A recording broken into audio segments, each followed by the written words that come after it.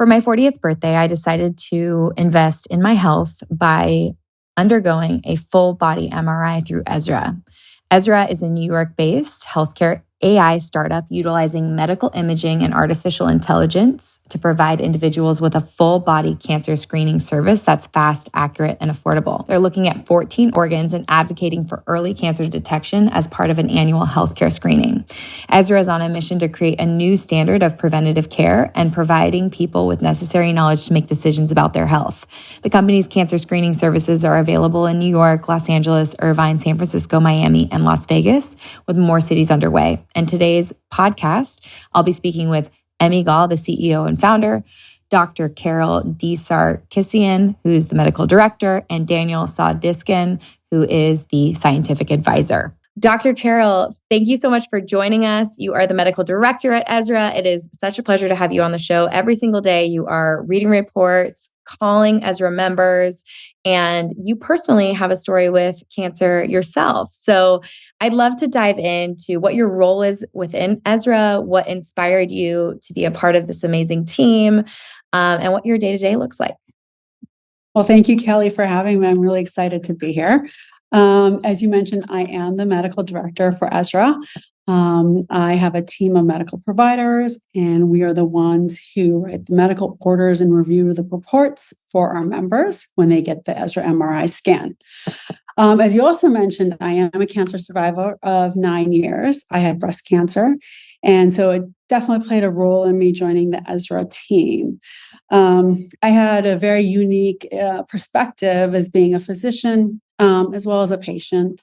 And I knew firsthand what the difference can be if something is diagnosed early versus later when it comes to cancer. I was incredibly fortunate to be diagnosed in stage 1 breast cancer. And I had a very good outcome, largely to the fact that I was diagnosed early on. If you don't mind me asking, how old were you when you were diagnosed with breast cancer? 41.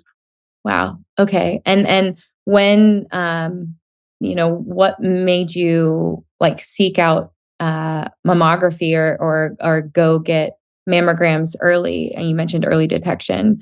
For a lot of us, I'm 40 and I haven't had a mammography or a mammogram yet. I haven't gone through it. Well, I have a family history of breast cancer, and my mom had in situ, so precancer. Mm-hmm. My mom's sister had invasive cancer. Mm-hmm. So my gynecologist thought it was best if I got screened early on. And so I had my baseline at 35. And then at that point, I was getting them every 2 years. But once I hit 40, I started getting them every year. And I had my mammogram and they said, "Oh, your scan looks different than your last one. And we need to figure out what's going on." So mammogram led to ultrasound led to biopsy, and ultimate diagnosis of invasive ductal carcinoma. So after that, I needed a lumpectomy. Mm-hmm. I had my lumpectomy. They did my lymph node biopsies, and I was incredibly fortunate that it was localized, had not spread anywhere. It was 1 centimeter, so it was stage 1. Had my lumpectomy, had my radiation, and here I am 9 years later. So look at you, almost at 10. That's amazing. And it's so reassuring too. It's so nice to know that you didn't have to have radiation and chemotherapy, that you were able to have your surgery and be cancer-free. And now look at you almost a decade later and still the picture of health without the side effects of those type of toxic treatments that are needed and life-saving for so many people, but also the side effects of that stuff can be really, really hard. I know just for my mom who didn't have to have chemotherapy, but had radiation after her lumpectomy, she has a really hard time being in the sun for too long. She feels winded. She feels like she has more inflammation. She's broken ribs. It's really hard, because you obviously want to do whatever it takes to make sure that you're cancer free, but early detection really can be the difference between feeling your best and having side effects that are affecting you years and years after treatment. Absolutely. My philosophy is that everyone's going to get something when it comes to your health. So be proactive and get on top of it or as early as possible. And that was one of the reasons I joined Ezra. I knew my case, I knew firsthand the difference. And if I had the opportunity to be with a company that could offer screenings for cancer and opportunity for early detection and hopefully make the process a little bit easier, then I wanted to be part of that. And that's why I joined Ezra. 110%. And you said, mentioning that the process is easy and early detection is easy. Can you walk us through what it looks like to be a member of Ezra from, when you first sign up and purchase your MRI all the way through getting your results? Sure. So you start by signing up and filling out a medical questionnaire, essential information, your medical background, your family history, any symptoms, any surgeries, just to give us a picture of what's going on with you at baseline. We review it. My team, myself, will take a look at your medical questionnaire. If there are any questions that we may have, we'll ask you to do initial consultation to gather a little bit more information. After that, we'll write the medical orders and we'll have you head over at your appointment time to your scan. Once you get your scan, you get to the site. They give you these really super comfy pajamas, the Ezra pajamas. Still sleeping in them over here. Really soft. Yeah. You get your scan. Depending on which scan you get, there's Ezra Flash, 30 minutes, Ezra Full Body, 60 minutes. So it's pretty quick. You're in and out of there pretty quickly. After that, an expert radiologist reads the reports and sends them to us. Then we take a look at the reports and write what's called the Ezra report. And this is where we use artificial intelligence as well. It helps us write those reports by pulling out all the findings from the report and then matching them to easy to understand language, kind of paragraphs, explanations of what that is. We put together your report. We rank your findings based on E-scores. E-score 1 to E-score 5. And this is based on the American College of Radiology RADS report. So 1 is benign, informative. 2 is, again, benign, informative, but if you're having symptoms, you should follow up. E3, something that may need follow-up, questioning what it is. E4 is very suspicious for cancer. E5 is something that's an emergency. I'm picking up the phone, I'm calling you and saying, get to the emergency room, let's talk. So once that's written, it's sent to you. After that, you have the opportunity of doing a follow-up call with myself or one of my team members, and we'll review a report, go one by one, and talk about what the findings mean and what actionable steps there are, if any. Yeah. Well, I was lucky, and if you're tuning in, Dr. Carol is actually going to read my report live. So if you want to see what the report looks like, head to YouTube to check out the video portion of this podcast, because you can get an idea of what that easy to understand language looks like in the report itself, what the findings may look like.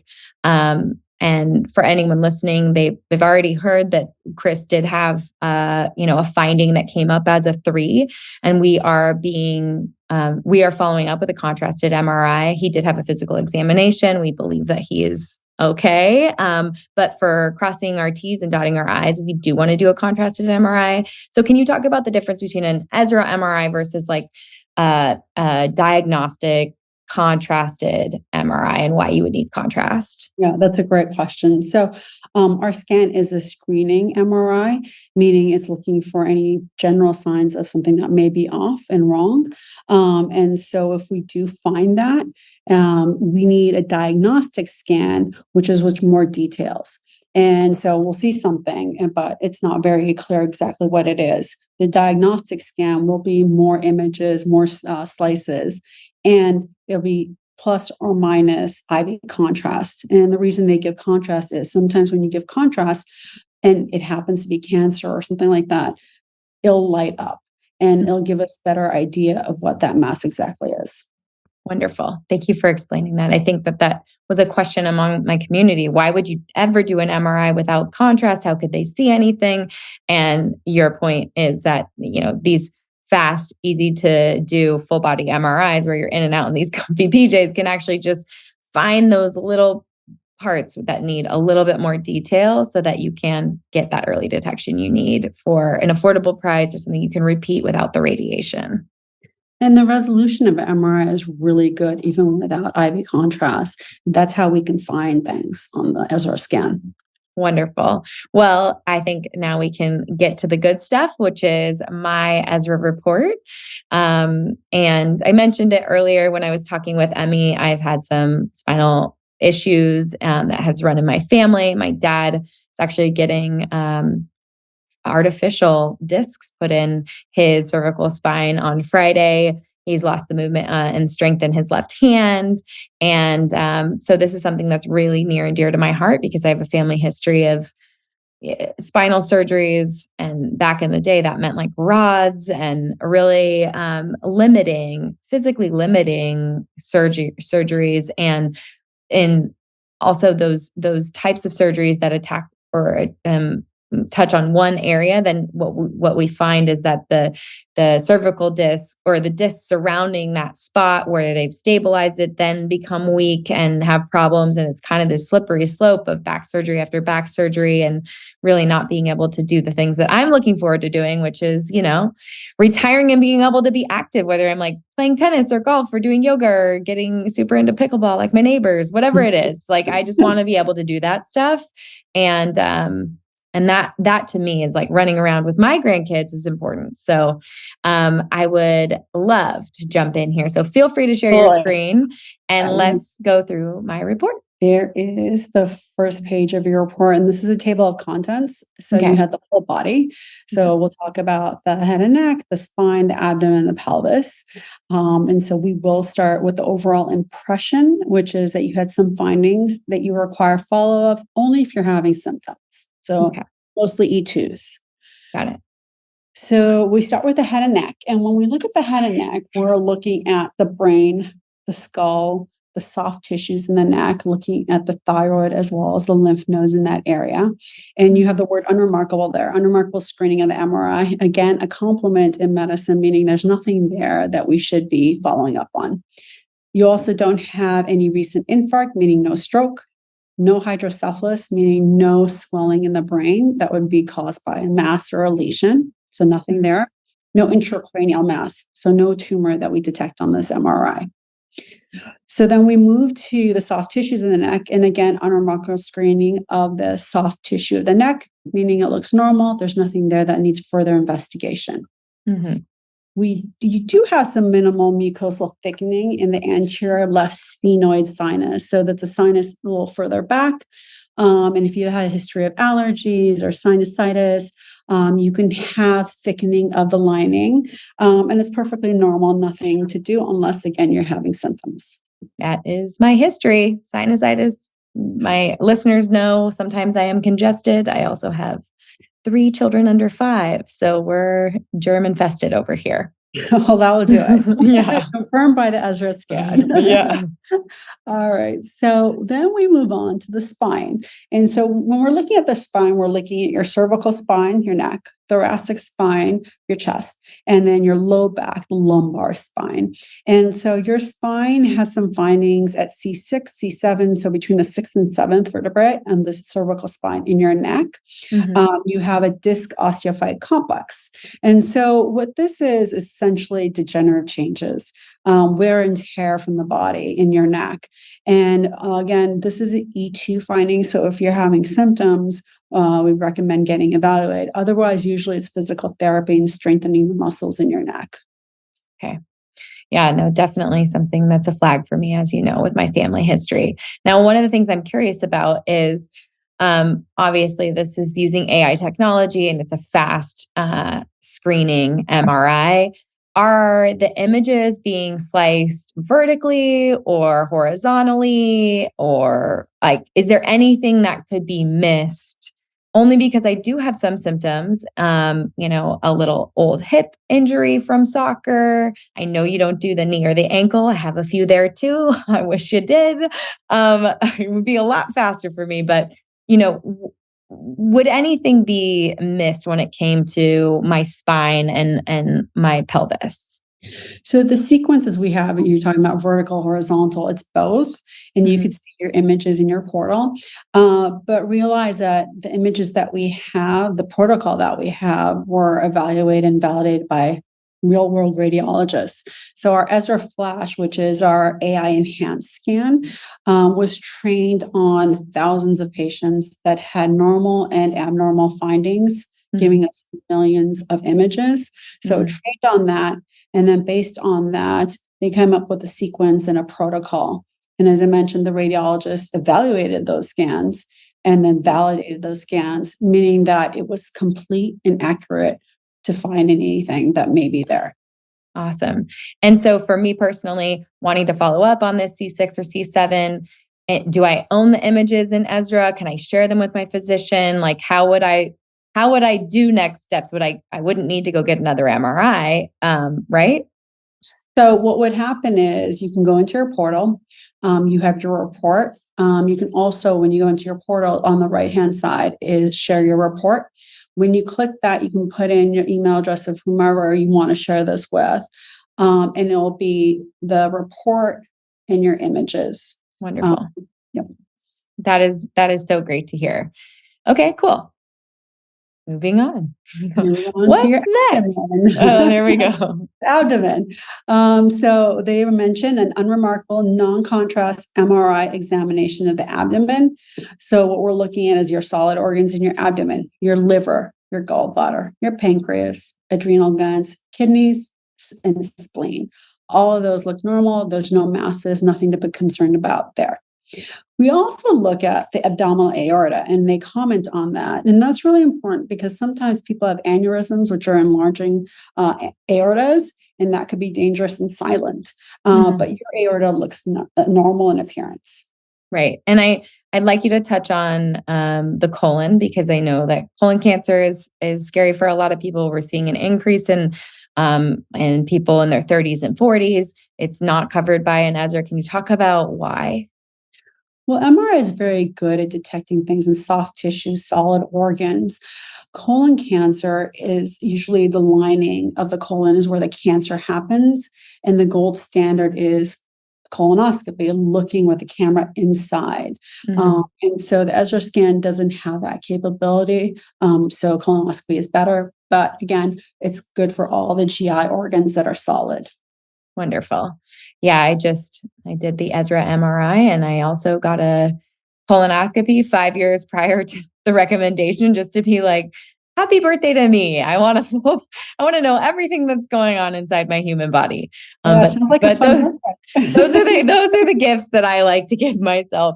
I'm Those are great gifts. a little bit weird like that, but that's just, being being the mom of 3 boys. I want to make sure that I'm here for the long run, you know? Absolutely. So, and yeah, that's just, I do have a little bit of a family history there too. And I think that's important for people to realize too, is there are recommendations on when we should get a mammogram or a colonoscopy, but family history really changes when you should go personally. So if you have a family history of any type of cancer, you should definitely look at what are the recommendations based on your family history, not just take the standard recommendation. And then I definitely obviously recommend something like this. Absolutely. And, there are studies that have come out that they're showing there's an increase in early onset cancer, meaning cancer below the age of 50. So, Mhm. as you mentioned, family history is really important to incorporate into that. Absolutely. Now, when it comes to, I think also we talked about this offline, but sometimes someone can present completely healthy, and this is a life-saving, elongating type of technology. You deal with calling patients every single day. Has there been stories or Ezra members or anyone personally that you feel like Ezra made a life-altering screening that saved a life, or that you personally feel like, wow, this is why I'm here, and this is why I'm doing what I'm doing? Right. Absolutely. Every day Mhm. there's something that's life altering. We just had a gentleman, his name is Sam, and you can read about his story on our website. He's well, he's 72 years young and he's perfectly healthy. His physician says he's the healthiest patient that he has from all his patients of all ages. And he got the Ezra scan. He had no symptoms whatsoever. And we found 9 tumors in his kidney on the left side and 5 on the right side.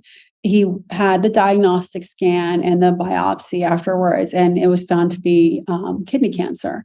And so they were able to remove all the lesions on the left side, and he's doing really well. And they're going to do the right side in January. And he doesn't need chemotherapy. He doesn't need anything else. It had not spread. So I think that's a pretty amazing story considering he had absolutely no symptoms. Yeah. And just to think, I think people think like, oh, well, 72. People are living well beyond 72, 80s, 90s. And with his doctor saying he was healthy, can you give me an example of, do you know a little bit about his life, or what do you mean by healthy? Well, he didn't really have any medical history. Okay. He was a marathon runner. He cycles every day. He's very active lifestyle. Okay. And so, wow. A very active gentleman. Yeah, there's a big, I think when you say 72, that the variation in someone's health levels can be so drastically different. And when you're talking about someone who is so active and, using Ezra as a way to really take control over what the future looks like, that's a pretty powerful story. Absolutely. Yeah. Okay. All right. I'm going to move to your pelvis. Great. And so when we're looking at your pelvis, unremarkable non-contrast MRI of the pelvis. So looks normal. There's no red flags here, nothing to have a workup for. You do have an anteverted uterus with normal contour, meaning it's just uteruses can be sometimes forward, sometimes backwards. Yours is just forward facing, normal variant. Okay. You have a small volume of free fluid in the pelvis. And premenopausal women, this could be absolutely normal. It depends on your menstrual cycles, as well as the T2 hyperintense endometrium is not visualized. The endometrium is the lining of the uterus. Mm-hmm. They're saying that it's not hypertrophied, not large. So again, they're saying correlate with your menstrual cycle. So it all depends on your menses and your cycle.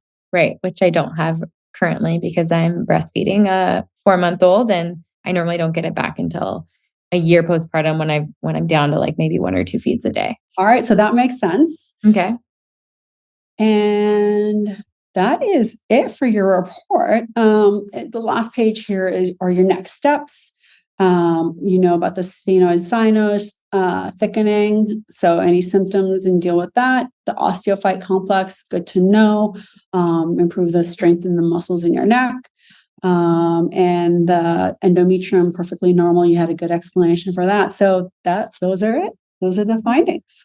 Wonderful. Well, thank you so much for walking us through my report. I really appreciate your time, Dr. Carol, and all that you do. I know that your job does include calling people with not so great results, but I do think to myself, for every hard call, you're saving lives every single day. And so just thank you for doing the hard work and for being a part of the Ezra team and really like being out there saving lives. It means a lot. Well, thank you for saying that. That means a lot as well. I'm just really thankful to be part of a team like Ezra, where we're doing such great work.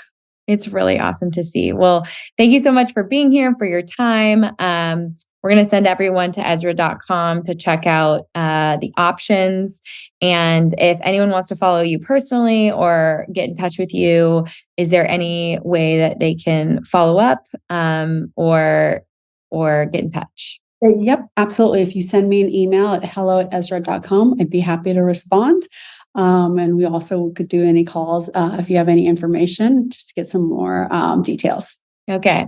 Well, once you're a member and you have your screening MRI, if you need Dr. Carol's opinion on any follow-up, she is there for you guys. Dr. Carol, thank you so much for being here. I can't thank you enough. Thank you, Kelly. I appreciate it. Emi, it is such a pleasure to have you on the show. I'm a huge fan of Ezra and everything that you've created. Coming from a cancer background, I know that early detection is our best protection, and it really helps us live long, fulfilling lives. And I know you have a personal story behind this, but I want to thank you for really looking at this cancer problem that we're all experiencing and all been touched by, and trying to find a solution, or at least something that gives us the ability to live long, healthy lives. So thank you so much for taking the hard road and not just joining a company and becoming a VP, but really deciding that you were going to put your head down and start this startup and really try to make inroads into an old school healthcare system. So thank you. Thank you, Gal. And thanks for having me. I'm a big fan of yours and excited to talk about cancer and screening and preventative care and everything around that. Well, let's take it back to the beginning then. So what got you inspired to find a solution for cancer? Yeah, so a bit of backstory. I have a very technical background. I studied applied mathematics and computer science. And while I was in college, I started a company in a very different space in the advertising technology space that did pretty well. And that company was acquired by a company in New York City, and that's how I ended up in New York. And having spent a decade in ad tech, I decided to kind of try to do something a little bit more productive, more useful. And I've always had an interest in cancer because I'm personally at high risk for cancer, for melanoma. I have 200 moles on my body, puts me in the highest risk bracket for skin cancer. And I've had cancer in my family. Sadly, my mother passed away from cancer because she found cancer late. And so I decided to try to figure out whether we can find cancer early for everyone. And that's how Ezra was born. Wow, it's fascinating. So what year did you start Ezra? And for people listening, what is Ezra? Yeah, so we started in 2018. And Ezra is a new way to screen for cancer ever in the body that is able to identify cancer early for 13 organs in which you cannot currently screen for cancer. So if you take the screening space, you can screen for breast cancer with a mammogram, for lung cancer with a low-dose chest CT, for colon with a colonoscopy, obviously skin with the dermatology check, uterus with a pap smear, and prostate with the PSA blood test. Those are 6 organs that you can screen for. Obviously, we have a lot more organs in the human body, and many people get cancer in the pancreas or liver or gallbladder, and they find out when it's late, when it's symptomatic, because there's no way to screen. So what we've developed at Ezra is a full body MRI that is powered by a number of AIs that I can talk about that screens for cancer in all of these organs in which you cannot currently screen for. And what we're trying to do is we're trying to help people find these lesions, these tumors before they're symptomatic, which then gives you a higher chance to be cured. Absolutely. So for people that don't know, what is an MRI scan? Yeah, so an MRI is a type of medical imaging that is using the magnetic resonance of the protons in the water in the body to create internal images of the body. So we're essentially using a strong magnet to generate images of your body. The reason this is exciting is because unlike an X-ray or a CT or a PET scan or even a mammogram to an extent, MRIs don't expose you to radiation. Because we're using magnetic resonance, not X-ray, so no ionizing radiation with magnetic resonance. What this means is that you can essentially do an MRI scan every year for the rest of your life, for since your 20s, and you're never going to expose yourself to harm. And as a result of that, it's a perfect modality for screening. Absolutely. Now, if someone were, say, for example, using mammogram, which is standard of care to check for breast cancer, and using mammogram year after year, or maybe they become high risk and they're getting multiple a year, what does that radiation, like, what are the risks of that type of radiation to cells in the body? Yeah, so when you're beaming X-rays through the body, you're essentially exposing cells to these X-rays. And there's ample research to show that if these cells are duplicating in the presence of an X-ray, it will lead to potentially genetic mutations in the process, which can lead to oncogenes, which then can lead to tumors. Right. That's partly why we're recommending mammograms over the age of 40 or 45, and only for high-risk women for below 45 or below 40, because kind of the risks of the exposure to radiation exist, and therefore the benefits need to outweigh the risk, which is why we're recommending it for higher risk populations. It's the same with low-dose chest CT, the same with PET. With MRI, however, there's none of that risk because of this kind of magnetic resonance concept for creating internal images of the body. So when it comes, I mean, it should be like kind of a no-brainer for everyone listening. If MRI is the type of technology that doesn't expose us to potential DNA damage, which would then lead us to potentially increasing our chances of cancer, shouldn't we all be using MRI to look at every organ in the body, including breast, and places where we would use X-ray or mammogram technology to look at that tissue? So why hasn't people, I mean, like, why hasn't this already been done years and years and years ago? Yeah, so it's a really good question. The main reason is because MRIs are expensive. Yeah. So to do an MRI of the knee, you played soccer, you know this, it takes you like 45 minutes Yep. to do a single knee exam. At Yeah. Ezra, we do a full body MRI scan in 30 minutes. Yeah. And the way we've been able to do that is by building AIs that enable us to accelerate the scanning time and then enhance the quality of the images so that a radiologist can look at the images and see kind of high quality images that they can use to read and identify potential tumors. I think that the future of screening is very much around MRI and around this kind of great modality. However, we need to push the cost curve down even further. At Ezra, kind of one of our main theses for doing what we do is to push the cost structure down so that we can then pass those cost savings to consumers. Before Ezra, an MRI scan used to be like $10,000, take 2 to 3 hours. When we launched in 2018, 2019, we brought it down to $2,000. And this year, we announced that we received FDA clearance for an AI that's enabled us to launch a 30-minute 1350 scan. And ultimately, we think we can get to a 15-minute, $500 full body MRI.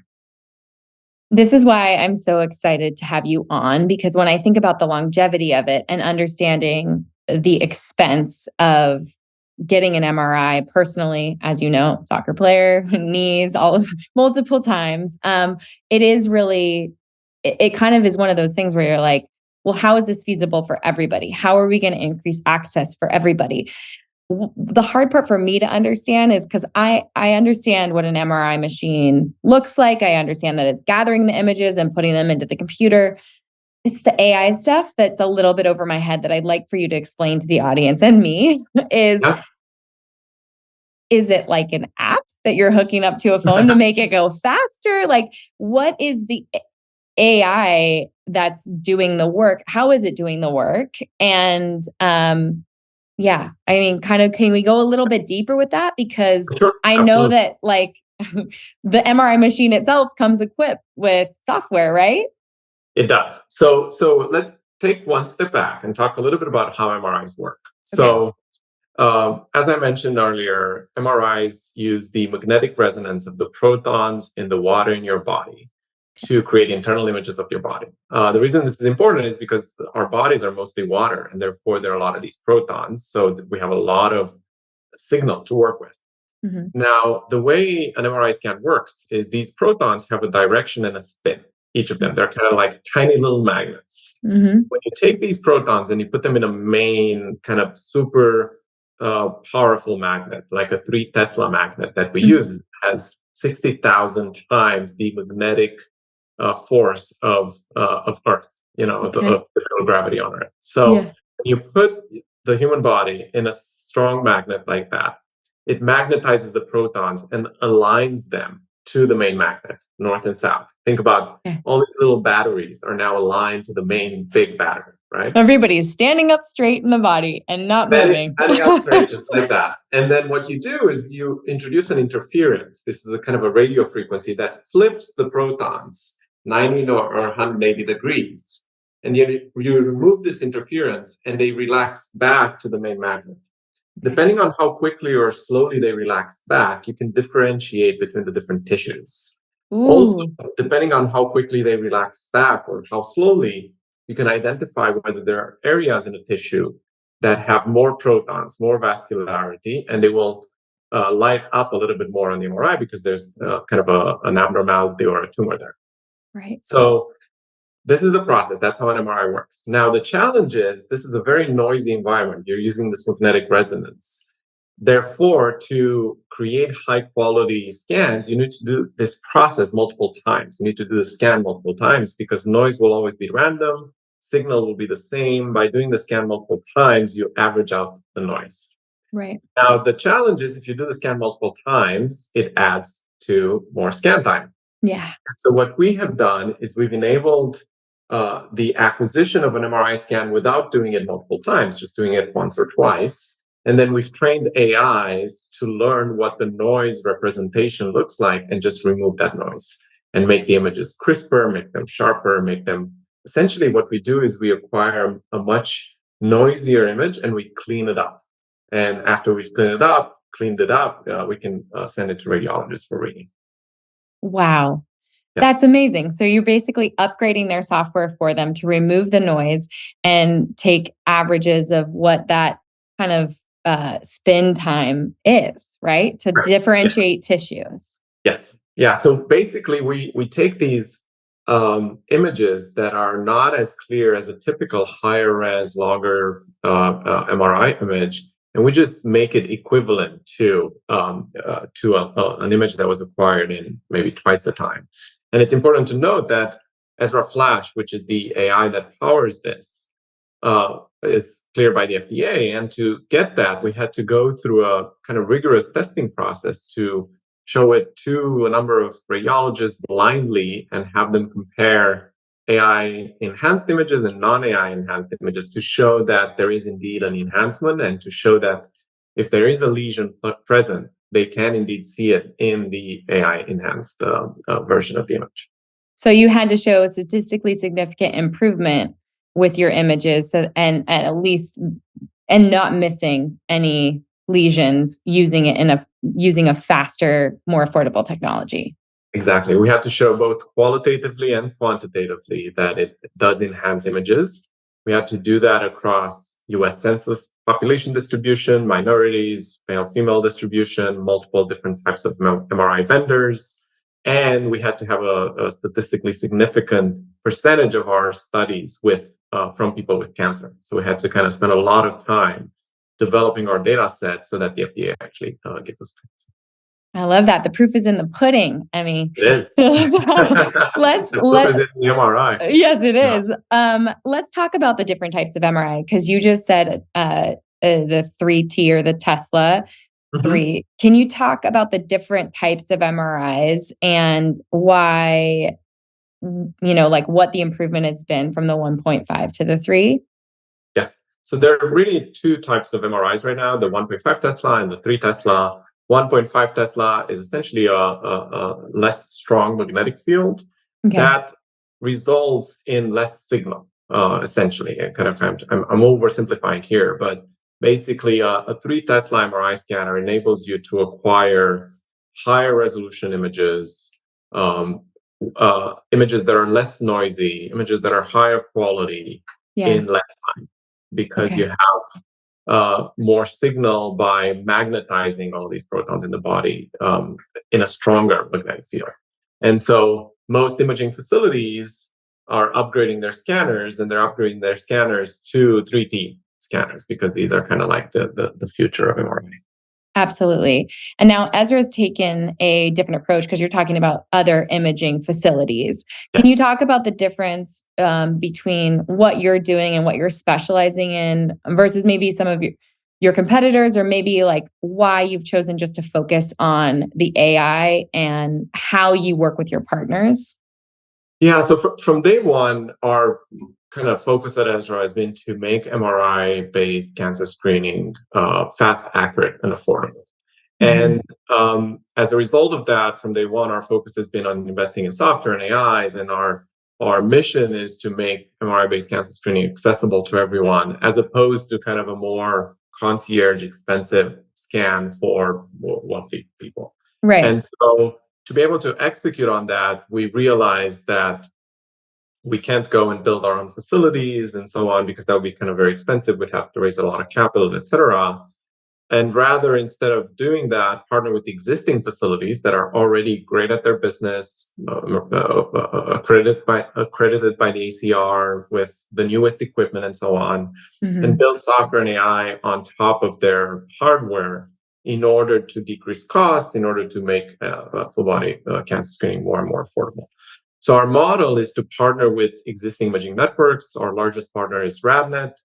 RadNet is the largest outpatient imaging network in the country. They have about 350 imaging facilities. They're a public company, I think $1 billion plus in revenue. They are the best at what they do. And we have partnered with them. We use their facilities. We buy MRI scanning time from them. Mhm. And then we run our own software and AIs and radiology templates and processes on their infrastructure. What this has enabled us to do has been to scale really quickly. We're in 7 cities, 22 facilities, but it also means we always have access to the newest technology because Mhm. RadNet being so large, they're constantly upgrading their hardware, which Mhm. means that Ezra is always benefiting from the state of the art on the hardware front, which is very different from maybe some of the other companies in our space where they're rightfully so for them focused on cost control. And as a result of that, they are buying 1.5T magnets and kind of not as focused on the clinical quality that we are focused on. Okay, so now we're going to get into the nitty gritty because it makes sense to me that, I mean, just being an entrepreneur myself and looking at my costs, if I can have a home office versus an office somewhere else, what does that allow for me to do with my flexible income? Maybe I'm giving back to a charity for kids who are hungry, or maybe I'm working, it just gives me more flexibility. I'm not making decisions based on what I'm needing to have to pay for. And in your respect, what you're paying for, and I want to get into the nitty gritty of what it looks like when you go in and work with a RadNet facility, is you're not having to pay for the office space. The MRI itself, whether it will be 1.5 or 3T, you're not paying your radiologist directly. You're not paying for the nurses that are helping you get in the machine. You're basically saying, hey, look, they've already got this down. They do it for imaging and cancer all over the country, 350 facilities, the best at what they do. And they keep having the capital to reinvest in better hardware, meaning instead of a 1.5, they're using a 3T. And you're able to say, okay, we can put our software, we can buy time from you, put our software on your machine and get fast images of the whole body so we can tell people this is your baseline. So now let's say you said you're in 7 cities. You want to be in 8 next month. And I'm going to push you for that because I want people to have access to this. I know how important it is. What does it look like? Do you need to bring like a computer into their facility? Are you training their staff to read the images? Or is it just radiologists reading regular images that you've cleaned up through your AI? Yeah, so the process is pretty straightforward, actually. We go in, we have a very specialized way to scan. And so it's called the scanning protocol. We go in and we install the scanning protocol on their MRI machine. Okay. This is a way to think about this is as a recipe. We have our own scanning recipe, and we need to install that recipe on their scanner. And then we need to train their staff on how to use the recipe because it's a very specific type of scan. Like we've created a lot of ways in which you can accelerate scanning time beyond just the AI itself. Our chief scientist, Dr. Dan Sodickson, is actually the inventor of parallel imaging in MRI. And so we know a lot about how to acquire MRI images faster. Right. And so we have this proprietary scanning protocol that we install at the facilities. Once the protocol is installed, we then connect the facility to our cloud where we have the AIs sitting and kind of running enhancement on the images coming in. So basically, as a person, you go get scanned with this protocol, it goes to the AI, we enhance the images go back to the facility, the radiologist at the facility read the images using a radiology template that was developed by Ezra. They send the radiology reports to us. And then we don't just drop the radiology report on you because it's kind of, radiology reports are pretty technical. We use AI to translate what the radiology terms mean into plain English. And then we deliver a report. And you've done a scan, you've seen this. When you get an Ezra scan and you get the report, it's not just like, hey, here's what we found. It's like, here's what we found, here's what it means. Here's like a green, yellow, red color code as to whether you should be concerned or not. Green is good, yellow means it needs to be monitored, red means it's likely cancer and you'll get a call from one of our doctors before we deliver a red report to you so that you're aware of what's coming. Yeah, I think it's important for people to understand, and I'll just, I have approval to say this. I came back, I had a clean report. I did have something come up for me at C6, 5 and 6, a little spinal cord compression. I look down at my phone, I look down at my computer. Have fed 3 babies for the last 5 years. Like my face faces down a lot of the time. But I like to know this information to be able to be proactive about not having surgeries later in life, strengthening, aligning. My dad actually will go in on Friday for fake discs to be put in those exact same locations. I want to avoid that if at all possible. And it got to that point where now we're like, we could have avoided this if we had known that you had this compression prior to the symptoms. And I think that right there is like, it's beyond cancer. But I was very relieved to get a clean scan. It was a little bit tricky waiting. I know, like, it's like anything. You go in and do your blood, or you get a mammogram and you're like, God, pins and needles until it comes back. Chris did have something come back, and we were nervous about it. It was a yellow. He had a follow-up with an ENT to determine that it wasn't cancer. We are going to do a contrasted MRI in that location just because I'm like a little bit crazy about that kind of stuff. And I want to know for sure that it's not just from a physical exam of a doctor, but from an even more detailed on that specific area. But it is gut-wrenching to have this feeling of like, oh my gosh, like, did we just catch head and neck cancer in my husband? I have 3 little kids. And, can you talk about what yellow really means? Because I think for us, we got that and we were like, oh my gosh, my husband's gonna, like, it was horrible. Like, I was like, oh my God, is he going to be here in a year? Like, I went down the like crazy scared rabbit hole, but I also had this moment of, that was the best money I've ever spent. If this is actually a 10 millimeter, something that is serious, this is clearly the best money I've ever spent in my entire life on anything. And I will never regret being the crazy wife who makes my husband do all of the blood tests and all of the diagnostic tests. But can you talk about how people should feel if they're receiving a yellow versus receiving a red, and what Ezra does when the red does come up? Absolutely. And by the way, I am glad that Chris's kind of follow-up led to it not being of concern. And I do think you should do an MRI with contrast too, just kind of for complete peace of mind. So I'll tell you my personal story, because I got an Ezra scan when we created it. And I didn't have anything of concern. And then we introduced our low-dose chest CT for lung cancer screening and heart disease, which we give for people with higher risk for lung cancer or heart disease, compared with our full body. And I did the scan, the full body plus the low-dose chest CT. And my low-dose chest CT showed that I had early onset development of coronary calcification. I had a CAC score. This CAC is called calcification in the arteries that can lead to potential heart attacks in the future. Now, the thing about calcification and kind of the narrowing of arteries is that it's irreversible. And so it sent me down a rabbit hole of investigation. And I realized, hey, I've actually had high cholesterol for the past decade. I do a lot of blood testing, so I had the data all the way back to when I was 27. I have high cholesterol in my family. My dad's had very high cholesterol his entire life. My grandfather died of a heart attack. So I met with a couple of cardiologists, and everybody said, hey, good thing you did the scan, because you're likely a good candidate for starting statins very early on in life, like in your 30s, as opposed to what's generally recommended, which is mid-40s, 50s. Because you have a CAC score, you have high cholesterol, and this means that in your mid-40s, you might have kind of narrowing of the arteries, which could lead to a heart attack. So my yellow score of 3 from my scan led me down a path where I actually ended up having to start taking statins.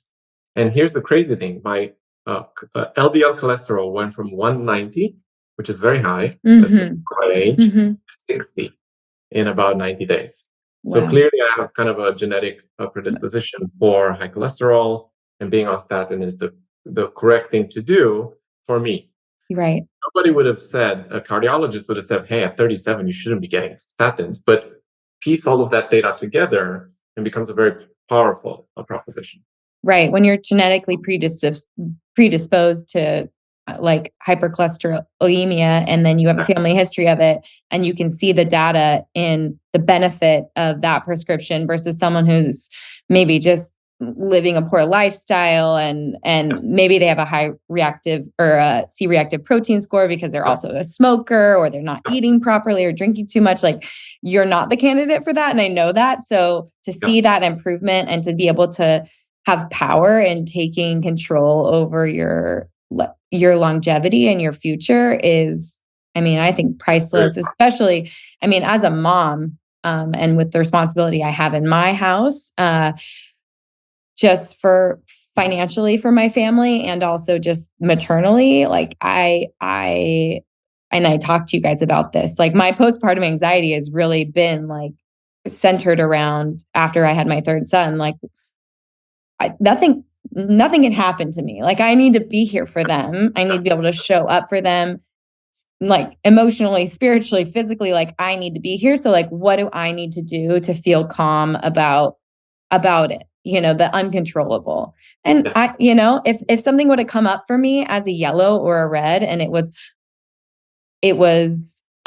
say like uncontrollable, or like something like cancer, where, you know, it is, yes, they say your lifestyle choices pull the trigger, but in reality, there are cancers that are happening that we can't control because of the presence of chemicals in our water supply, or the toxic load we're all trying to deal with, or the stress, or whatever it is. It's like, you can't control that. So like, how can I feel power in the uncontrollable? And for me, that was doing a full body MRI. And all of my 40th birthday presents were like full body MRI, colonoscopy 5 years prior to what's recommended, a full oral examination, and like checking into, you know, making sure that all of that was clean and clear. But it is scary to think that someone might get a red, and you don't want to get that result in email. So what does Ezra do if that's the case? Yeah. So kind of going back to the way we score things, we have a scale of 1 to 5 of types of findings. 1, 2 are just informative. They're like maybe your C5, 6 kind of compression. That's any score of 1 or 2. And with 3, which is something like early onset coronary heart disease, or a disc herniation that maybe is asymptomatic for now, but that could get worse unless you kind of cater to it.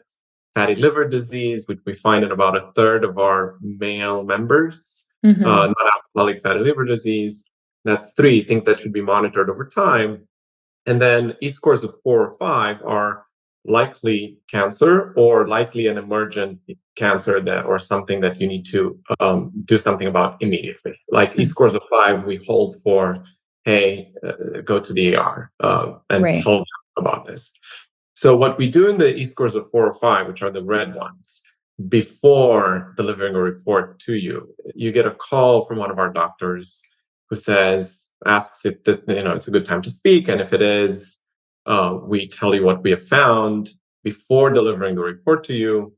If it isn't a good time to speak, we ask you when it would be a good time to speak, and we call you again. We walk you through what we found, and then we guide you through what the next steps should be. The next step is always, in our case, a follow-up diagnostic scan of that particular organ, which will increase the overall specificity of the protocol, rule out benign lesions that end up not actually being cancer.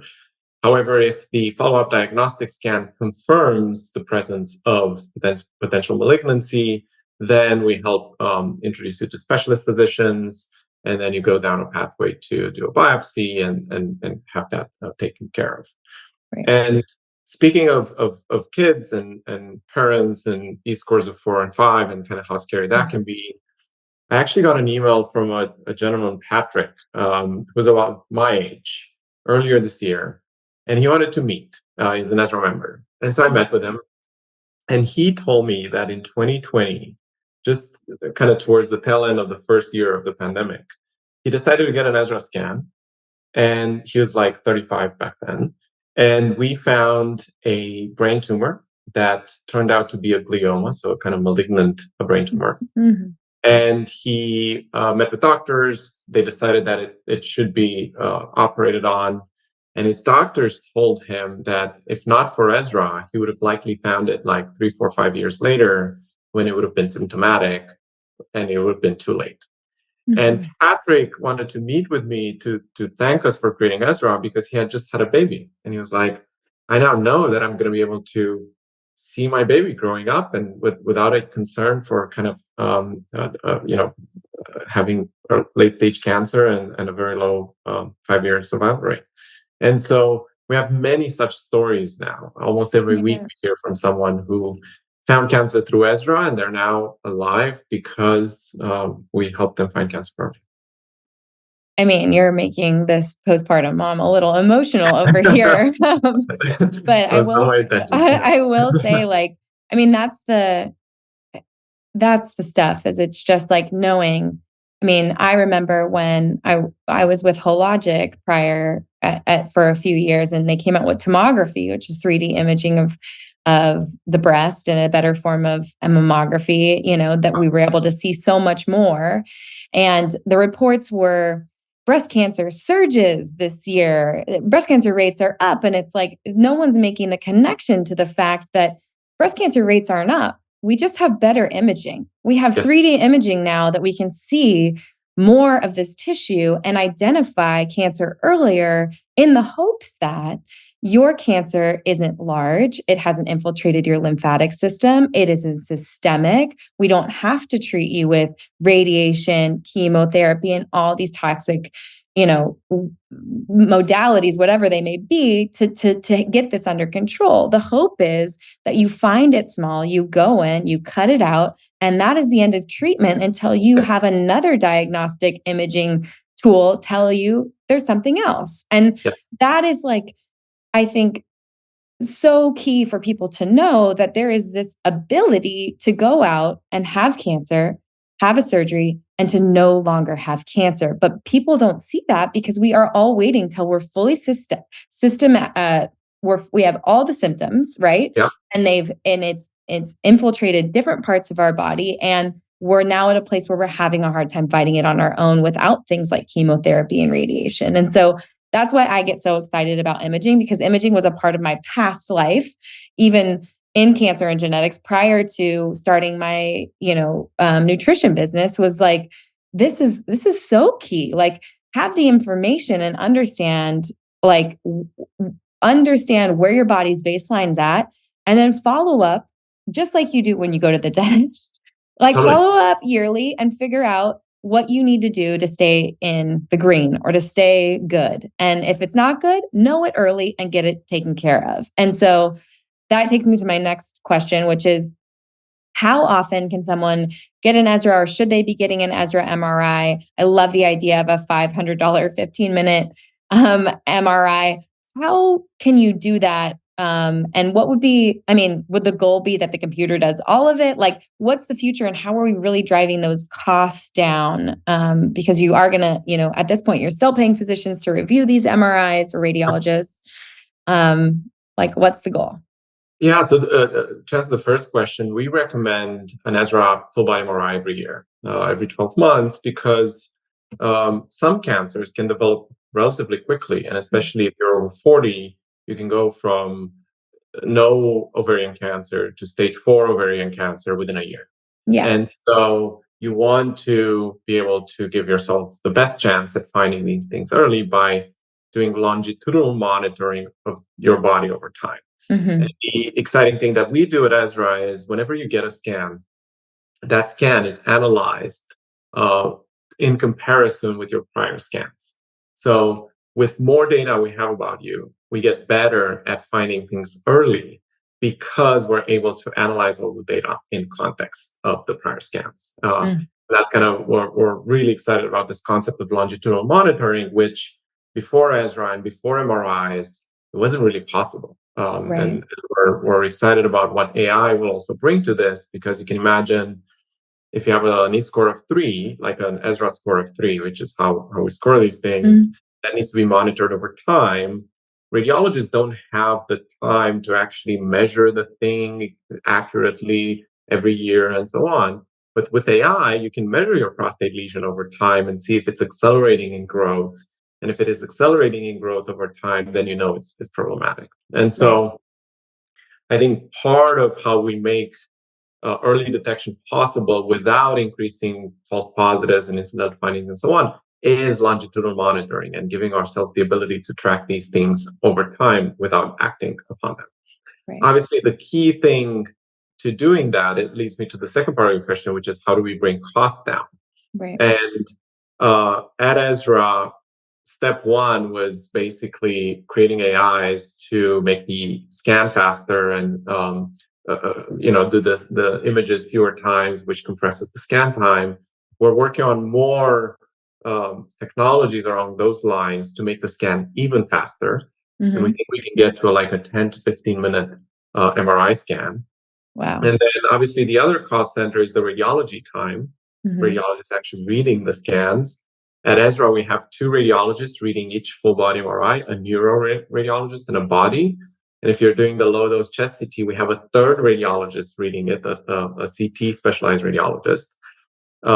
Each of these radiologists spends about 20, 30 minutes analyzing each of those parts of the body. I think with AI, that too can compress into maybe like 10 minutes without kind of sacrificing on quality, which also decreases the cost, which then enables us to pass those cost savings to consumers even further. Based on our kind of analysis, within about 2 years, we think we'll be able to offer a $500 full body MRI. That's so exciting. It's so exciting. And I also think when it comes to just healthcare costs in general, looking at a patient who's fighting stage 4 ovarian cancer, for example, and all of the costs that goes into surgical oncology, radiation, chemotherapy, nurse practitioners, all the whole picture and cost for that patient versus catching something early and being able to remove it and move on. You're saving overall healthcare costs in the long run by doing this. What's your goal for getting insurance companies to reimburse this savings and really start to rally behind you? And like, what is that? I'm sure it's like a behemoth of, I feel like it's like probably very political and like very, very intense, but what's the goal there in getting this covered by insurance? Yeah, that's our goal. Yeah. Before talking about that, so in the US, we spend about $200 billion on cancer care every year. 80% of that is end of life care in the last 3 to 4 months of a person's life. And so if we were able to find cancer early, not only could we improve outcomes significantly, like, if you find cancer late, only 2 out of 10 people survive late stage cancer. More than 8 out of 10 people survive early stage cancer. So to the extent that we have a cure for cancer, I believe it's early detection. As you were saying earlier, just surgery and you're done is so much higher probability to be successful than surgery plus radiotherapy plus chemotherapy plus immunotherapy and so on. And so early detection improves outcomes. It reduces costs significantly. Therefore, there are incentives from payers to invest in technologies like Ezra. I guess 2 missing pieces are, 1, the scan needs to be more affordable, which is why we're working on our $500 full body scan. 2, payers want to see that we are able to find cancer early with high sensitivity and specificity. Sensitivity is how sensitive is your scan? Is it catching everything? Specificity is when we catch something, is it indeed cancer or is it something else? And we haven't published any data publicly yet. We plan to do it next year, but the data is looking pretty good. And we think that we will have sensitivity and specificity that's on par with a mammogram or a low dose chest CT for lung or colonoscopy and so on. That's really exciting, especially because I think one of the things that I've heard from my community or just people who have known that I've done a full body MRI is, why would you get all worked up about a potential false positive? And my experience was, well, barring these contrasted MRI results that Chris has, I would do it again and again and again and again in the off chance that actually was cancer and we did actually remove it. That's worth all of it for me. But when it comes to like a false positive rate or things coming up, because I know your research shows that you catch 13% potential cancers in your members. Have you been able to like weed out how many of those 13% are actually cancers? I know that's a lot of follow up, and that's like running its own study itself. You'd have to like hire someone to check in on people and be like, did you actually go check that out? What is it really? But like what do you have a false positive rate, or do you have an idea of like what that's looking like? We're working on it. So actually we have a person on the team. We have an IRB for a clinical trial. And we are calling every single person for whom we found a possible cancer. And I will note that we find possible cancer in 13% of our members. Yeah. There are 3 types of cancer we find. There are precursors to cancer. These are things like IPMN, intrapapillary mucosal neoplasm, which is the type of lesion that appears in the pancreas that can increase your risk for pancreatic cancer. Right. We find a lot of clinically insignificant cancers. So these are things like prostate cancers, which I mentioned earlier, that should just be monitored over time because they're very, very slow growing. And if the man in which the prostate cancer was found is in his like 70s, something else might kill the person before the prostate cancer does. So maybe you don't want to act upon it. We just want to monitor it. Right. And then we find clinically significant cancers. These are the E-scores of 4 or 5. Got it. We're still compiling the data, but it does seem like probably about 4% of our members have found actual cancer through their ultrasounds. Right. And when you're looking at false positives, like the specificity, for comparison, the mammogram specificity is about 90%. So it has a 10% false positive rate.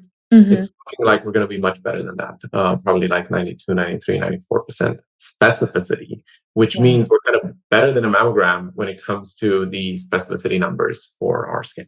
Wow. That's so impressive. With a grain of salt, because we haven't published the data yet. Peer reviewed and so on, but it's looking very promising. That's really, really exciting, especially as someone whose mom has what they would call dense breasts. And I feel like my whole life was my mom getting a mammogram, being nervous, getting a call, having to go get a biopsy, having to have a follow-up. And it's like, as a child of someone who's gone through that, it's scary to watch them go through it. It's scary to experience it. No one wants false positives. No one wants to be worried, but I guess it's part of growing up and being an adult to say like, okay, what's really happening in my body? And it's interesting, but it makes sense to me that an MRI's ability to differentiate tissue density and to look at these protons the way that it does would actually give you better outcomes. That makes perfect sense to me.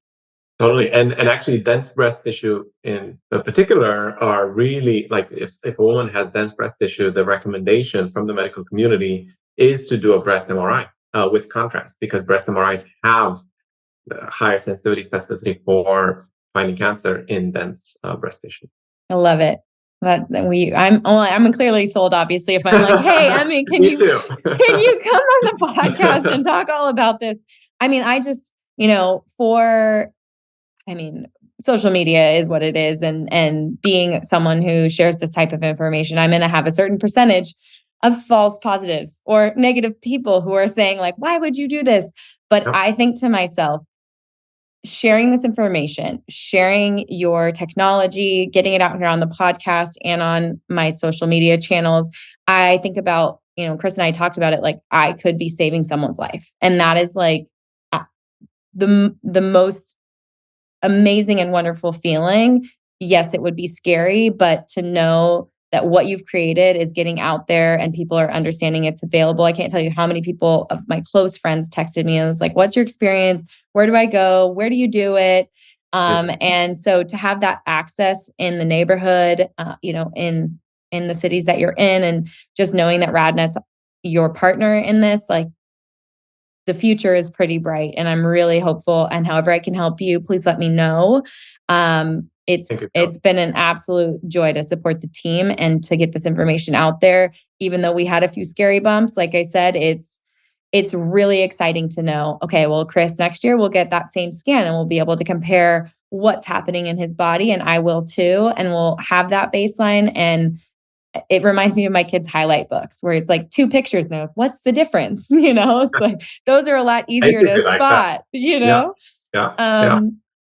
One question on the future, and we'll wrap it up. What other things outside of cancer? I know that you were able to tell me that I have this compression on my spinal cord.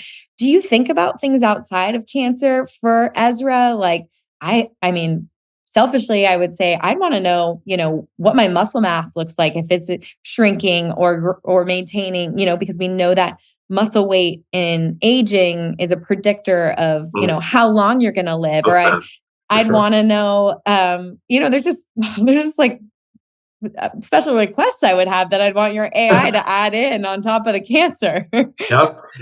So we actually find 500 other types of conditions alongside cancer. Our primary focus is on cancer because we think that's kind of the limiting factor in health. Like, you can find everything else. If you miss cancer, you fail completely because it can kill you. But if you catch cancer and miss everything else, you're fine because you've saved a person's life. So our primary focus is cancer. However, MRI is such an incredible modality that it finds many, many other things as well. So things like aneurysms, fatty liver disease I mentioned earlier, disc herniations, fibroids, polyps, cysts, early onset dementia, and many other types of conditions that you can't image with any other imaging modality than MRI. And so the typical Ezra report that a person receives is like 7 pages long because there's so much data that we give you about your body beyond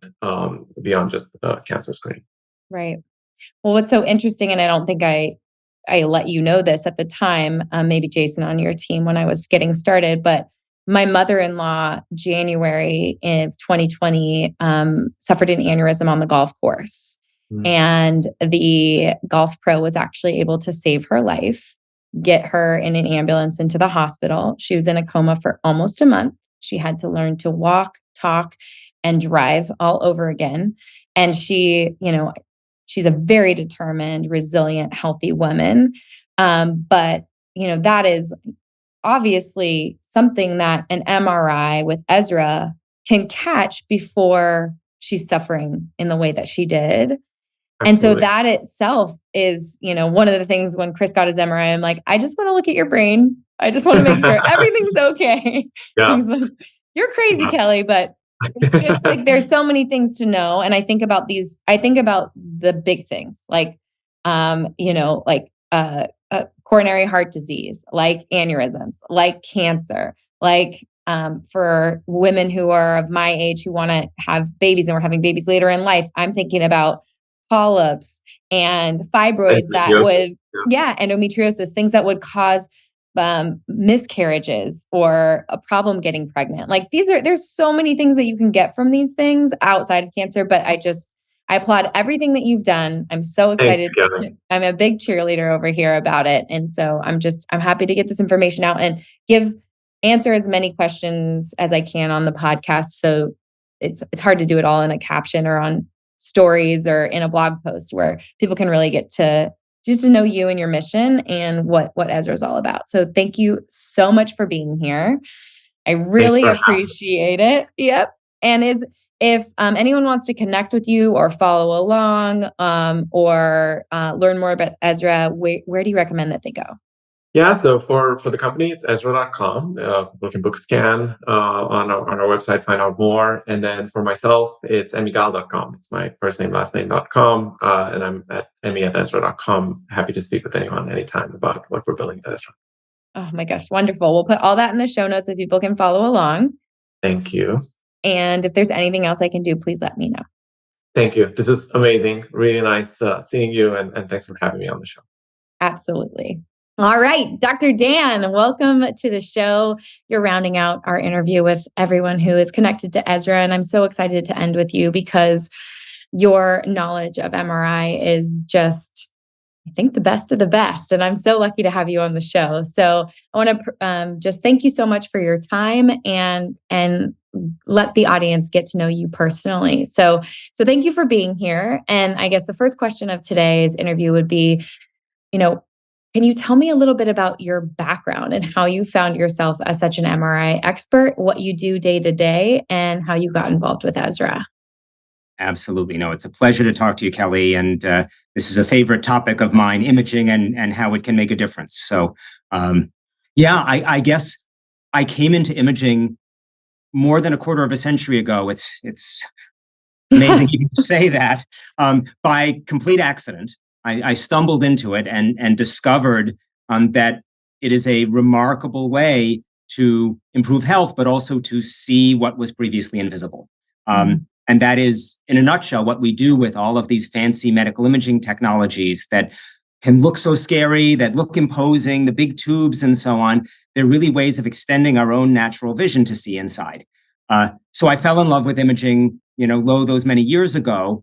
And then maybe just one other relevant bit of my path that people might be interested in. For many years, I've worked as a physicist and an imaging scientist on ways to make these imaging devices, particularly MRI, faster, better, clearer. And it has occurred to me over the last several years that we use these amazing devices generally when we already know that somebody is sick. Yeah. And wouldn't it be wonderful to be able to move them further up the chain so that we can use all this remarkable information, which I can talk about, that MRI can provide, to warn us before we get sick? So that, in a nutshell, has been some of my scientific journey, from improving the machines to figuring out how we can use the machines differently and earlier. So when you first went to school, in college and graduate school, what were you studying and what were you hoping to do that you found yourself in and working for imaging companies? So I started out in undergrad, officially undecided between humanities and physics. Okay. I double majored in the two, and then decided, a little bit more than a flip of a coin, but decided to go on to graduate work in physics. So I'm a physicist by background. I love figuring out how the world works. But I ended up in a program on medical physics and medical engineering. So it was a joint program between Harvard and MIT that sort of borrowed Harvard's medical school, but trained engineers and physicists in medical science.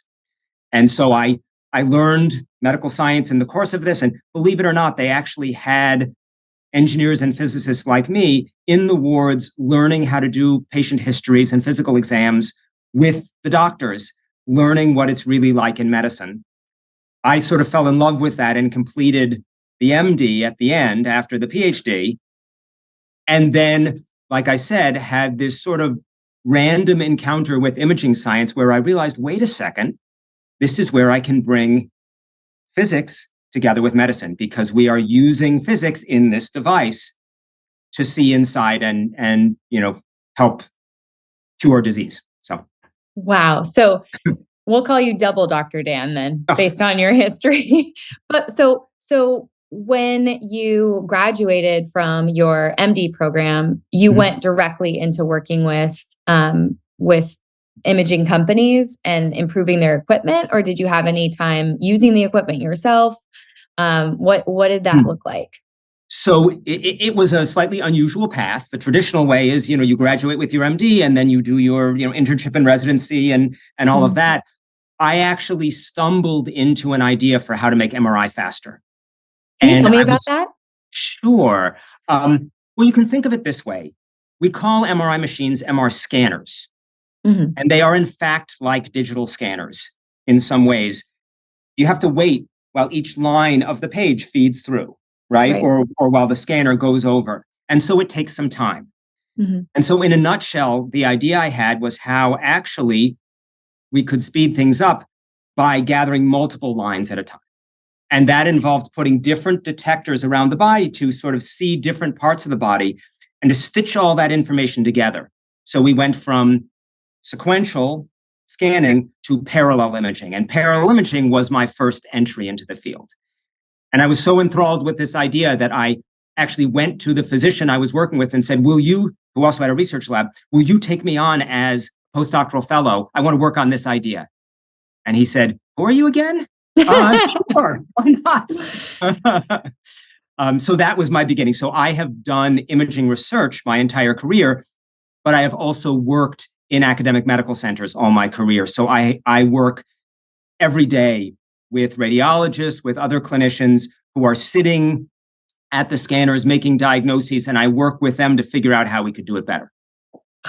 So fascinating and really exciting that someone who didn't know you or your background took you on and allowed you to follow through with this because of the speed, because speed decreases cost. And now that's why we're sitting here today, is because of all these improvements that you've made in your career and other people have been able to piggyback on to now make this really something we can use as a diagnostic tool before symptoms occur and we're at late stage disease, which is just so exciting. So when it was sequential, or when you were taking those scanning, kind of, I picture that printer or scanner in my home office. 100%. How long would a full body MRI, how long would it have taken back then? Well, so two parts to that answer. First of all, people really didn't do full body MRI because the whole traditional notion of MRI is you have a symptom, you have a suspicion, you look at an area. Mm-hmm. So though there were people who had ambitions to stitch the different body areas together, that was really quite rare. Mm-hmm. If you added all of those up, it could be an hour or more. Mm-hmm. It could be longer if you wanted to look at the heart, which is very complex because it's beating and you have to image it very carefully and freeze out all the motion and so on. It could take substantially longer. Now, with Ezra, for example, we're doing this whole body exam in a half an hour. So there's been a big change in how long an actual person has to sit inside one of these tubes. Right. Well, that brings me to another really interesting question is, what is your relationship with Ezra? Obviously, you've improved MRI technology over your career. You've worked with academic centers. Now you're working with Ezra, which is, I would say, a tech company, right? They're leveraging AI and MRI machines to make this accessible for us and affordable and in a short amount of time, like 30 minutes. How are you working with Ezra? How are you supporting them to make this happen? So I met Emi, the CEO of Ezra, a few years ago, and we kind of bonded over this idea of moving MRI earlier to try to provide early warning. And then basically, I started working with Emi and Ezra as a scientific advisor. And so I am currently scientific advisor, and I guess we sometimes say chief scientist at Ezra. This is, however, separate from my duties at NYU Grossman School of Medicine. So I'm continuing my research there, but I work very closely with the Ezra team, particularly on speeding up scans, on using artificial intelligence in various ways, so that we can, as you said, basically make this type of exam accessible to everybody. I love it. So can you tell me about MRI machines today, the latest and greatest, what's available, what is Ezra using, and give me a little bit more detail on actually how they work? Okay. Well, so let me start with how they work, and then we can build up what's the latest. It's actually, and I'm speaking as a scientist, a little bit of a miracle to me still. We take radio waves and a strong magnet, and we create images of the water inside your body. And we can slice through at any angle we want without making a single cut. It's utterly remarkable. Basically, what's happening is, and stop me at any point, the nuclei inside the water molecules in your body, just to simplify, have a little magnet at the center, almost like you could imagine a compass needle inside a compass. And it's kind of free to move around. We don't feel it. It doesn't have any other effect, just like a compass needle. It moves around. And some very brilliant people back last century discovered that if you put a body or anything containing water into a strong magnet, those little compass needles will sort of partially align with the magnet. And then they also discovered that if you take them and you bump them a little bit with some radio waves, they'll start zipping around the magnet at a characteristic speed until they come back. So that's our signal. We basically put in radio waves and we listen for the signal of the water. And then we use other techniques, I don't need to get into details, to figure out exactly what is coming from where. So we're listening with a radio basically to hear these tiny compass needles inside the water, and they are telling us where our tissues are and what's going on. That's Isn't so that a little brilliant. miraculous? It's brilliant. It really is like unbelievable that it was even created and that we have the ability to do this. Yeah.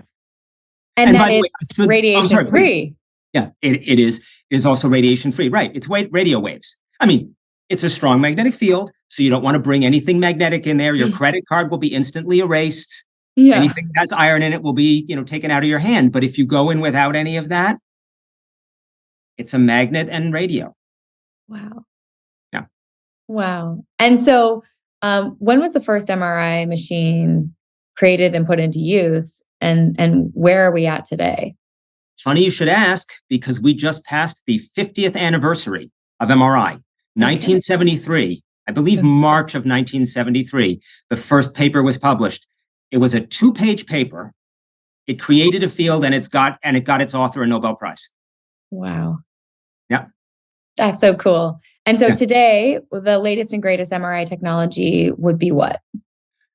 So in many ways, modern MRI machines look a little bit, the same as they have over the years.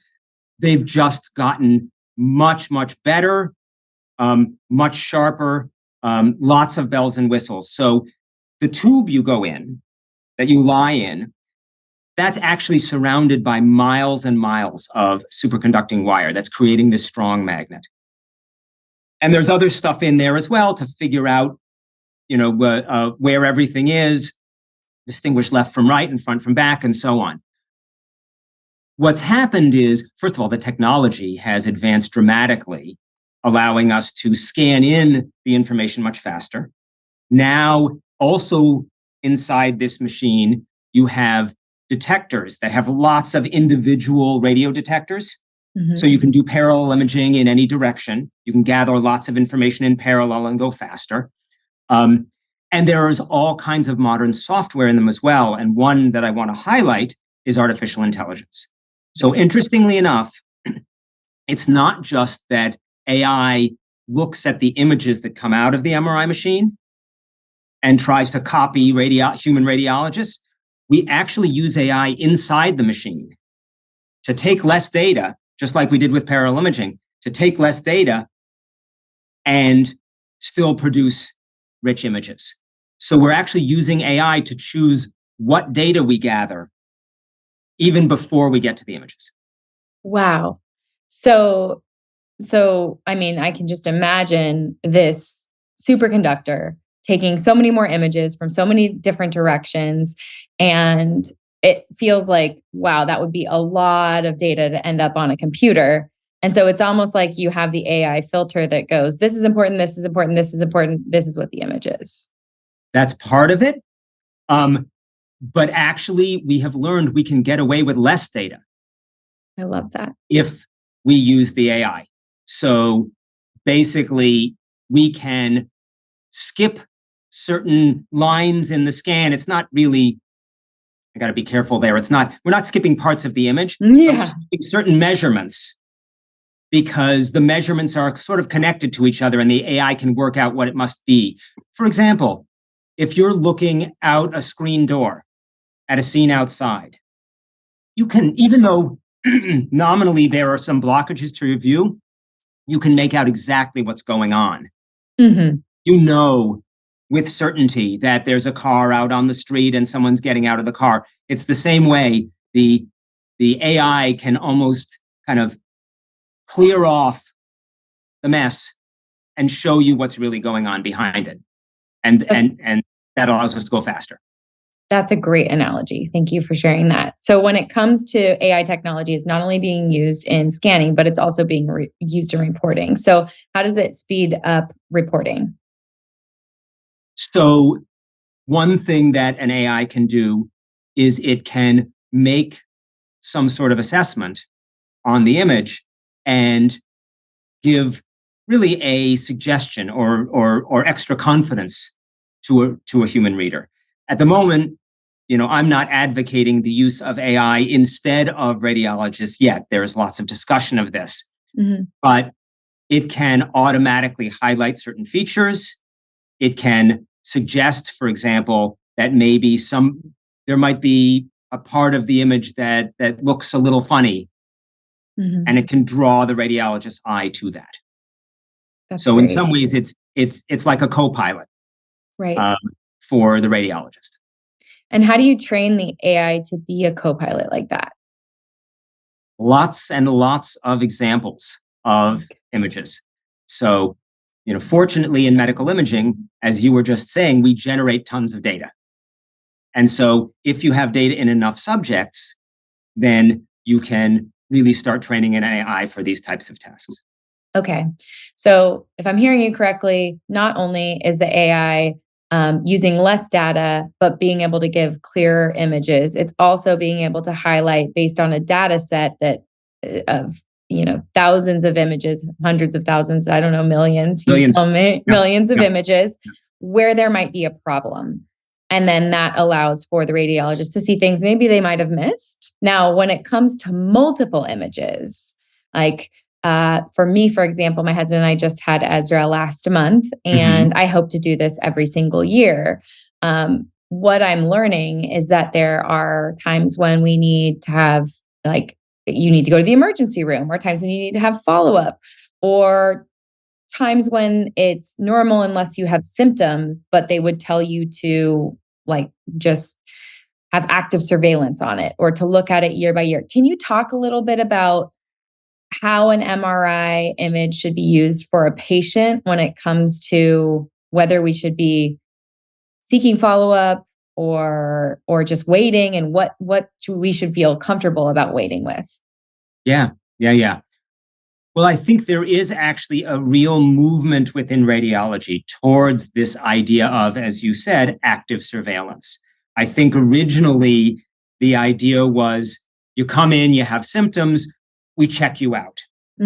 But it was realized that there are some diseases, prostate cancer being an example, breast cancer being another, where it can be slowly growing. And so you don't necessarily need to do anything until it kind of crosses a threshold, and then you want to catch it quickly. And so for situations like that, or where people are at a known risk, they have certain known risk factors for breast cancer or for prostate cancer, and it's really okay to let things go for a while, but you want to check in periodically to make sure something big hasn't changed. In those cases, we now recommend periodic MRI or other imaging, for example, but we're talking about MRI, to just make sure that everything has remained stable and to catch any worrisome changes. And so certainly if with your doctor, you've had a known risk identified in any of these areas, then it makes sense to go and have that regular follow-up. What Ezra is about, and what I think this new thinking about whole body MRI should be about, is extending the safety net of this regular monitoring to people even with lower risks and even earlier on. And that there's some controversy surrounding that for various reasons we can talk about, or maybe you've talked about already. But I think that's really an important goal, because it's well known that if you catch diseases like cancer early, you can dramatically improve survival rates, you can dramatically reduce cost, you can do all sorts of beneficial things as long as you've caught them early. Yeah, I mean, let's dive into the controversies. Why would someone poo-poo this? Why would they say, no, double Dr. Dan, sorry, bud, not for me. You shouldn't be making people do this. Why? So in 2 words, false positives. Mhm. So imaging is remarkably rich in information content. The same MRI scanner can actually show you your tissue from all kinds of different perspectives and give you lots of information. But it's not just one number. It could be a million pixels Yeah. in each image that you're looking at. And very frequently, there's something that might look a little out of place. So the question is, what do you do with that? Mhm. Basically, the argument is you want your rate of false positives, detection of something that you think is there that isn't. You want that to be lower than how often the disease occurs in a given population. You don't want to be calling things wrong more often than you're calling things right. Absolutely. Yeah. And so the concern arises, well, if you're scanning people who are largely healthy, they have a relatively low risk. Mhm. So what happens if you find a false positive on this scan? Do you have to go follow it up? Do you have to recommend surgery? Do you have to do biopsy? And that can lead to costs, and that can lead to morbidity, harm to patients if it's done wrong, all of these sorts of things. So that in a nutshell is the concern. Mhm. But I also think there's an answer. Okay, what's the answer? So we tend to think about screening this way, almost like it is a screen. It is a snapshot. We look once, we have to rule, do we do something or not? Mhm. But as the example of active surveillance shows, there is a different possible paradigm. If you know that you're bringing somebody back in a year, Mhm. you don't have to pull out all the stops on a Mhm. particular finding Mhm. if it's uncertain. Mhm. And so you can react differently. You don't necessarily need to behave as if you only had one look at it. Mhm. That's looking forward because you're going to have more scans. But looking back, we already know in radiology that the best way to rule out false positives is to see if something was there in the last scan. Mhm. Because if it's there before and it hasn't changed, you can Mhm. instantly say nothing of concern. Mhm. And so it's actually ironic. As a society, we have been afraid to do screening with imaging for fear of false positives. Mhm. Um, but the best way to rule out false positives is to image regularly. Right. Right. So I think the solution in some ways is to not just think about this as one shot in time, to come back as you're planning to regularly, Mhm. and to follow for the physicians who are then delivering their assessment, for them to take into account all of that information. That's so important. And I feel like the ability for someone like myself or my husband to go back in for an Ezra scan yearly, I talked about this with Emi, it's getting the price down, getting the time down, making sure that there are easy to access imaging facilities in my neighborhood, that I'm not having to drive an hour. I used to live right in Brentwood, Los Angeles by UCLA, and there's multiple different types of centers up there, but now I'm down in the suburbs of Orange County, and Ezra has a facility in Irvine. It was 15 minutes from my house. That's something I don't have to have 3 hours of childcare and someone picking up my kids. Like, I don't have to take the morning off of work. I ran up there. I was the first appointment. I was back in the office an hour after I normally am. Like, that worked for my family and myself. And that is going to increase the chances that I do it again. Now, the goal would be that it is a faster AI, and it's a faster image, because I've already had my baseline, and then you can do something quickly. So I guess that brings me to kind of getting into the nitty gritty of the newest release, which is the Ezra Flash AI. Mhm. I'd like to know what this is and what the significance of this is. Absolutely. And actually, it's not going to be too hard because we already discussed it a little bit. Remember when Okay. I was talking about wiping away the screen, the screen Yeah. door, or if you will, the steam on the shower door, and Mhm. clearing up what's underneath, even if you have less data? Mhm. That is precisely what Ezra Flash does. Okay. So Ezra Flash takes images which were required extra fast, Mhm. and it sharpens them up to make sure that everything that needs to be seen can be seen. And so that has allowed the reduction of the Ezra scan down to the half hour. That together with some careful thinking about exactly what imaging needs to be done and so on. But what does it mean to have FDA approval on this AI? Yeah, well, really everything we do by and large with these scanners needs to be FDA approved in some form. The scanners themselves need to undergo approval, and major software changes as well need to undergo approval. So what the approval does, and this approval came quite fast at 1 year after we started, it allows this then to be implemented, for clinical use on existing scanners. Wow. So what would your goal for Ezra be for the future? I mean, I know technology is evolving pretty rapidly. You were approved within a year with this Ezra Flash. How do you guys keep up with even the improvements in MRI software?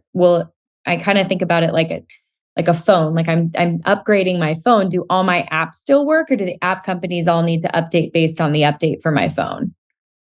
I'm going to come back to the phone example because I think it's particularly pertinent in this case. Okay. What I'll say though, for the shorter term goal, get it down to 15 minutes. Okay. And get it down to a cost that ultimately insurance companies will cover. Great. Because in a nutshell, and I'm guessing you talked about this with Emi as well, in a nutshell, if we want to offer this to everybody, we need to make sure that everybody can pay for it. Right. And so our sense is that around 15 minutes and the corresponding cost that would be associated with, because time is money in imaging, that's, we think, about where insurance companies would start really picking up the ball and being interested. In the longer term, let's come back to the cell phone, right? Phones used to be these relatively big things on tables, and then they were these huge aerials that you had to hold up to your head, and now they're these tiny little things that we keep in our pocket. I'm not promising the same thing quite for MRI machines. However, there's a fascinating trend in the field right now towards what's called low field MRI. In most of the 50-year history that I described to you, we got bigger and bigger, better and better, stronger and stronger magnets. But people are realizing that the bigger the magnet, in some ways, the less accessible it is. So people are beginning to explore technology that uses lower magnetic field strengths, weaker magnets, but using things like AI and other techniques to get the information that you need anyway. Maybe not all the information, but enough. And my dream, quite frankly, is that down the line, instead of you coming to our imaging devices, we can bring imaging to you where you live and work. Like mobile in a truck, or like I own it in my house? Yes. And then a little bit later, maybe, yes. Wow. Now, I'm not claiming that they're going to be able to produce the eye-popping, beautiful images that a standard high-field MRI might. What I am saying is, shouldn't we start thinking about at least having devices that can say, you know what? Something's changed since last time. Why don't you go to a full MRI? Right. That's all we need when it comes to early warning, right? Right. You're just looking for a screening MRI. So it's like, and if you're using AI to clean up the images and compare images to, like previous images to today's images, then the computer can grab that and say, hey, red flag, go talk with your doc or go to the MRI facility. Yeah, no, it makes perfect sense, because even when you think about the selling of capital equipment by these big companies, like I think it's Siemens, or what's yeah. We work closely with Siemens, yeah. And is the other one, is there another MRI company? It's the big electronics companies you might have heard of. So Siemens, Philips, GE. GE, that's right. Right. So, I mean, those have an astronomical price. So that price needs to be, when that investment's made by a radiation facility, they need to pass those fees or that price down to the patients and be able to cover those costs. So it makes sense to me that if you're looking at this type of technology, you can attack the price of it from multiple angles to bring it down for everybody. And I'll add even one more thing. There's the price of the scanner, which needs to come down. But there's also the price of the radiologist's time. Mhm. These are highly trained professionals, and it takes them time to read these images. So in the monitoring mode, if we're doing it in the home or the place of work, one other dream is to take the radiologist out of the picture there.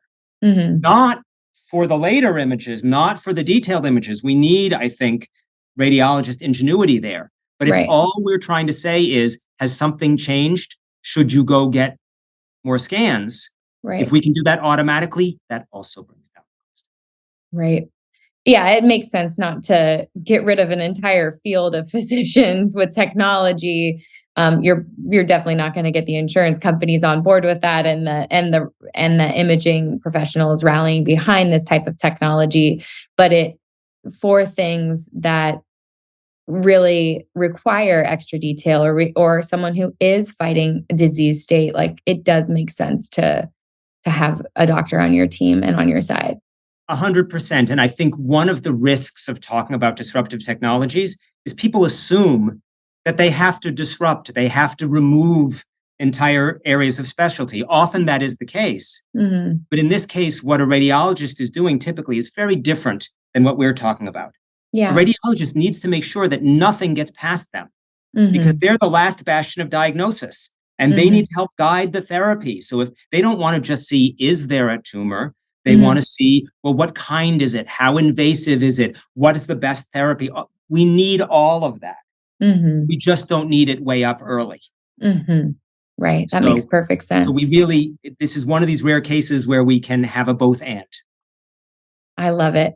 Well, I'm so excited about this technology. It's obviously why I wanted to have multiple members of Ezra and the Ezra team jump on and give their 2 cents about it. I mean, my personal experience was great and easy, and I'm just excited to be able to have that flash technology available, a faster MRI for next year, and have it just be something that I go do, just like getting my teeth cleaned. So I appreciate you working on it with insurance coverage and speeding up the process, and just being a real support and advisor for Ezra. Your experience is really priceless for this type of technology. So I'm so glad you're on board.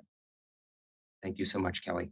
It's a real pleasure talking with you about it. You too. Well, Dan, where can people follow along with you and what you're doing personally and professionally? And where can they follow along with Ezra? Yes. Well, with Ezra, certainly, there's the website, but also, one can, just as you did, get an Ezra scan. Yeah. With me and research in particular, at NYU, we have a center called CARE, the Center for Advanced Imaging Innovation and Research, and we have a website there. I will also confess, I don't know about promotions in this sort of setting, but I actually do have a book that's due out. I'm hoping sometime next year. It's called The Future of Seeing, about imaging and its future, and where we came from and how it might actually change our lives down the line. So that is phenomenal. When that is up for pre-order or published, I will throw that in the show notes. And if you ever want to come back on and talk about imaging, you let me know. I'd be happy to have you back to talk about your book. Oh, thanks so much. You're welcome. Well, thank you for being here, Dan, and I appreciate your time. Thank you so much. Dr. Carol is the medical director for Ezra, a board-certified emergency physician with over 20 years of experience providing medical care. She's also a breast cancer survivor and graduated from the University of Southern California Medical School and completed an emergency medicine residency at New York University and Bellevue Hospital. Over the years, she has incorporated telehealth, remote patient monitoring, and virtual reality into her practice of medicine. Emi Gal is the founder and CEO and CTO of Ezra. Previously, Emi founded an ad tech company, Brainient, acquired by TEDS. As someone with personal experience with cancer, Emi is passionate about healthcare and longevity. He is a biohacker and has been tracking 150 plus markers about his body's health for over 7 years. Dr. Daniel Sodickson is a noted medical imaging researcher who has helped develop rapid imaging methods that are used on MRI machines worldwide. His recent work has been focused on new uses for MRI for health monitoring. He is the past president of the International Society of Magnetic Resonance in Medicine and current chief of Innovation in the Department of Radiology at New York University Grossman School of Medicine. He also serves as a consultant for Ezra AI.